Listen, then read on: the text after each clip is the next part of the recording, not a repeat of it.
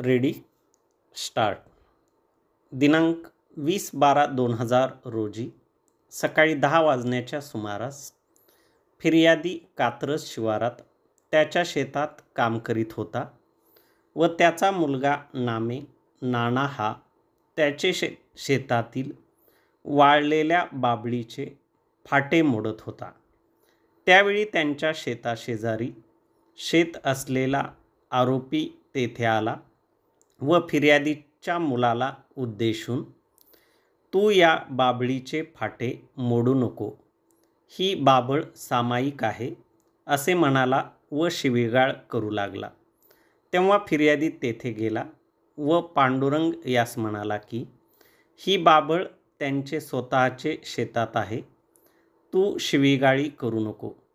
फिर्यादी असे म्हणताच आरोपीने त्याचे सोबत आणलेल्या कुत्र्यास छो छो म्हणून अंगावर सोडून दिल्याने त्या कुत्र्याने फिर्यादीच्या उजव्या पायाचे पिंडरीला चावा घेतल्याने रक्त निघून जखम झाली.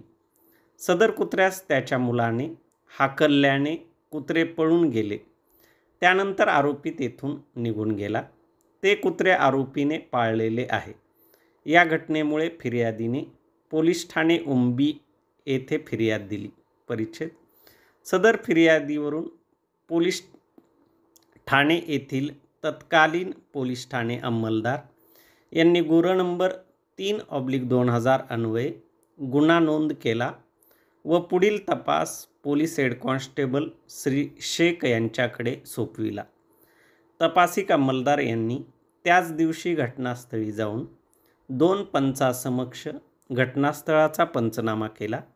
तपासिक अंमलदार यांनी त्यानंतर फिर्यादीचे वैद्यकीय प्रमाणपत्र हस्तगत केले. साक्षीदारांचे जबाब नोंदवले. तपासाअंती आरोपीने फिर्यादीचे अंगावर कुत्रे सोडून फिर्यादीस जखमी केल्याचे दिसून आल्यामुळे तपासिक अंमलदार यांनी न्यायालयात दोषारोपपत्र दाखल केले. परिच्छेद. आरोपी न्यायालयात हजर झाला. माझे पूर्व पीठासीन अधिकारी यांनी आरोपीविरुद्ध भारतीय दंडविधान कलम 289, 324, 504, 506 अन्वये निशाणी 13 वर दोषारोप निश्चित करून ते त्यास मराठी भाषेत वाचून व समजावून सांगितले.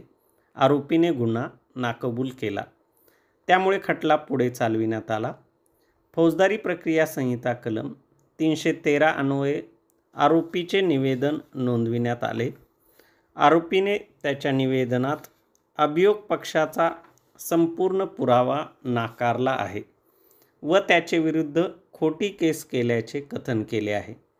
यावरून त्याचा बचाव हा पूर्णपणे नकारात्मक असल्याचे दिसून येते. परिच्छेद.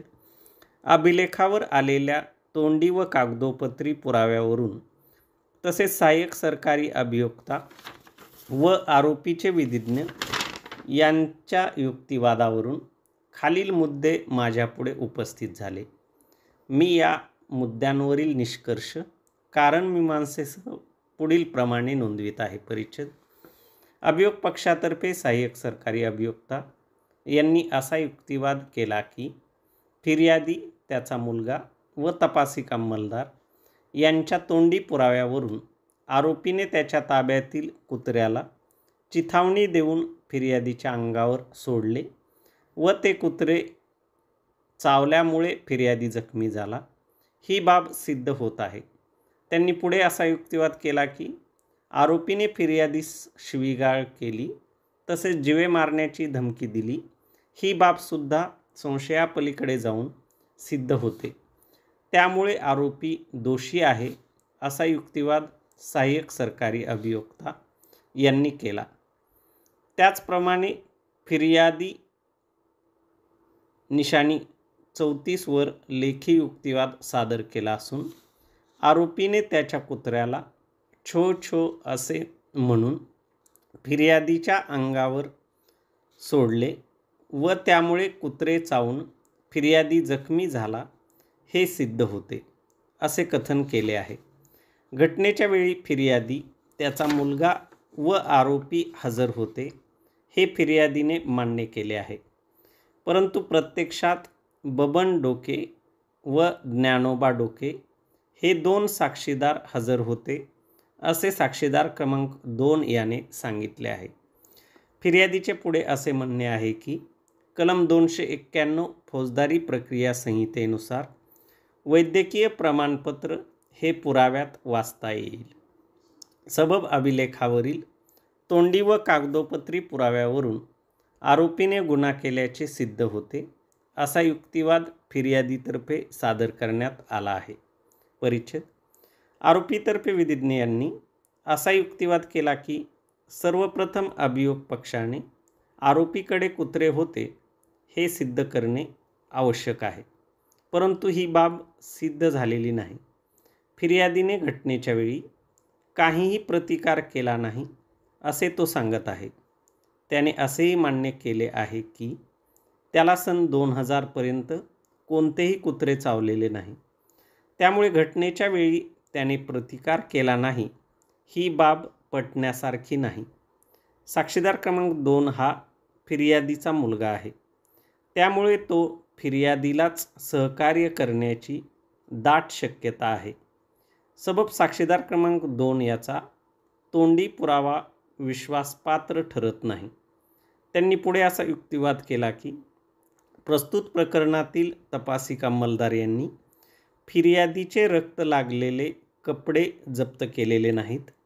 त्याचप्रमाणे त्यांनी स्वतः आरोपीकडे जाऊन कुत्रे पाहिलेले नाही आणि आरोपीकडे कुत्रे आहे की नाही याची चौकशी त्यांनी साक्षीदाराकडे केली, परंतु शहानिशा केली नाही असे सांगत आहेत.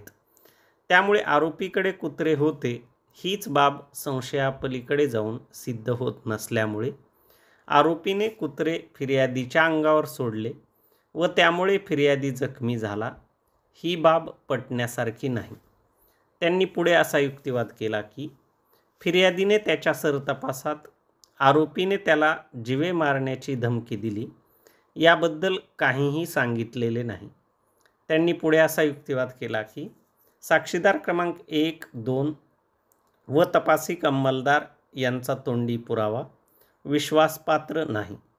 अशा परिस्थितीत आरोपी निर्दोष मुक्त होण्यास पात्र आहे. परिच्छेद. साक्षीदार क्रमांक 1 फिर्यादी व साक्षीदार क्रमांक 2 नाना यांनी त्यांचे सरतपासात असे सांगितले आहे की घटना 1.5 वर्षापूर्वी 20/12/2013 रोजी त्यांचे शेतामध्ये सकाळी 10 वाजता घडली आहे.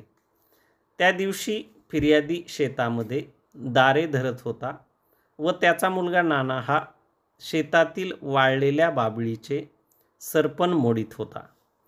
त्यावेळी आरोपी त्या ठिकाणी येऊन सामायिक बाभळ आहे म्हणून शिव्या देत होता. त्यावेळी फिर्यादी तेथे गेला व म्हणाला की सदरची बाभळ ही त्याचे शेतात आहे व ती त्यांची आहे. त्यानंतरही आरोपीने शिवीगाळ चालूच ठेवली. आरोपीने त्याच्यासोबत कुत्रा आणला होता व त्याने सदर कुत्र्यास छो छो म्हणून फिर्यादीचे अंगावर लावले. त्यावेळी कुत्र्याने फिर्यादीच्या उजव्या पिंडरीला चावा घेतला व रक्त निघाले. कुत्रे चावल्यानंतर फिर्यादीचे मुलाने त्यास हाणून लावले. शेवटी आरोपीने फिर्यादी व त्याच्या मुलाला जीवे मारण्याची धमकी दिली व तो तेथून निघून गेला. त्यानंतर फिर्यादीने पोलीस स्टेशनला जाऊन तक्रार दिली.